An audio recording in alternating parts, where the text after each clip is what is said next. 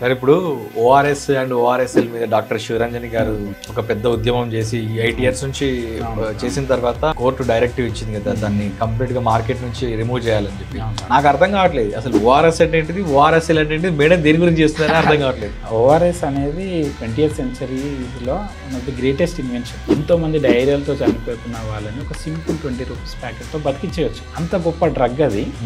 ఆ ఓఆర్ఎస్ని వీడు ఏం చేసిందంటే ORSL అనే పేరు వాడుకొని దాంట్లో ఓఆర్ఎస్ పెట్టలేదు. తెలుసో తెలియక హాస్పిటల్స్లో, డాక్టర్స్, ఫార్మసీలో కూడా ఓఆర్ఎస్ అంటే ORSL ఇవ్వడం వదిలేదు. ఫైనల్లీ ఏంటంటే దీనివల్ల చాలా మంది చనిపోయారు. అఫీషియల్ రికార్డ్స్లో ఎక్కడ దొరకదు నీకు. Okay, no one can file case.